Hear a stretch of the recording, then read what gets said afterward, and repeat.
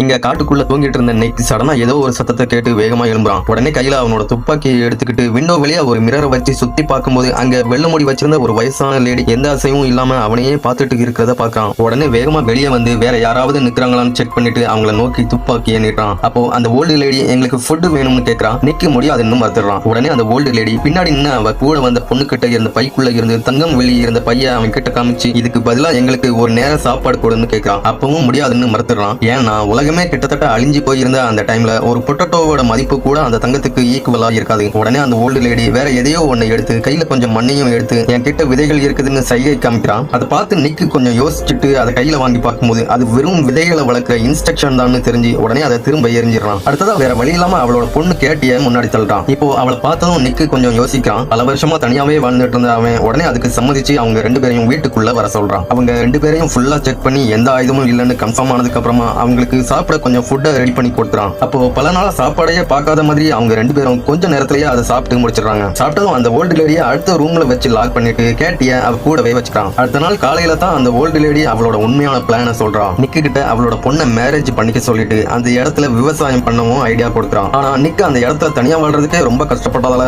உடனே அவங்க ரெண்டு பேரையும் அங்க இருந்து கிளம்ப சொல்லி துப்பாக்கி எண்ணிடுறான். அவங்க அங்க இருந்து போற டைம்ல கேட்டி சடனா அவளோட கையில ஃபோமை எடுத்துக்கிட்டு அதை அவனோட முகத்துல தடவி ஷேவ் பண்ண ஆரம்பிக்கிறான். நிக்கு உடனே துப்பாக்கியை நீட்டினாலும் அவனுக்கு அந்த பாசம் ரொம்ப பிடிச்சிருந்ததால அவங்க ரெண்டு பேரையும் அங்கேயே தங்க சொல்லிடுறான். போக போக அவங்க பண்ண விவசாயம் நல்லா போயிட்டு இருக்குது. ஆனா அந்த ஓல்டு லேடி மைண்ட்ல இருந்த பிளானே வேற. அவங்க ரெண்டு பேரும் வெளியே பேசிட்டு இருந்த டைம்ல வீடு ஃபுல்லா எல்லா இடமும் தேடி பாக்குறா. ஆனா அவளால ஒரு புல்லட்டை கூட கண்டுபிடிக்க முடியல. உடனே அதை கேட்டுக்கிட்ட சொல்லும் போது அவ நிக்கு எப்பவும் அவனோட ட்ரௌசர் பாக்கெட்ல தான் 2 புல்லட்டையும் வச்சுப்பான். நைட்டு தூங்கும் போது அதை தெரியாம எடுத்துடலாம்னு சொல்றான். ஏன்னா அந்த சின்ன பண்ணையை வச்சு 3 பேர் சாப்பிட்டு உயிர் வாழ முடியாது. அதனால நிக்க சாகடிக்கணும்னு பிளான் பண்ணிருந்திருப்பாங்க. அதே மாதிரி அன்னைக்கு நைட்டு கேட்டி அந்த புல்லட்டை தேடிடுறான். அடுத்த நாள் அந்த ஓல்டு லேடி கையில ஒரு ஷவலை எடுத்துட்டு பின்னாடி நின்று அவனை அட்டாக் பண்ண போன டைம்ல நிக் இதுக்கு முன்னாடி பார்க்காத புது காலடி தடங்களை அவனுக்கு முன்னாடி பாக்குறான். அப்போ ரிவர் ஓரத்துல நின்ன கேட்டியோட வாயை யாரோ க்ளோஸ் பண்ணி தூக்கிட்டு போறாங்க. நிக் வேகமா ஓடி வந்து பார்க்கும்போது ஒரு ஷூ மட்டும் தான் அங்க கிடக்குது. நிக் அந்த காலடி தடங்களை ஃபாலோ பண்ணி போயிட்டு லோட் பண்றதுக்காக புல்லட்டை தேடும்போது புல்லட் அவனோட பாக்கெட்ல இருக்காது. அப்பதான் அவங்க ரெண்டு பேரோட பிளானும் நிக்கு புரியுது. வேற வழி இல்லாம நிக் வெளியே வந்து பார்க்கும்போது பல நாளா பசியில வாடின வேட்டைக்காரன் மாதிரி ஒருத்தன் அந்த புல்லுக்கு பின்னாடி மறைஞ்சு இருந்து நிக்க குறி வைக்கிறான். கடைசியில அந்த வேட்டைக்காரன் நிக்க ஷூட் பண்ணி தரையிலையும் விழ வச்சிடறான்.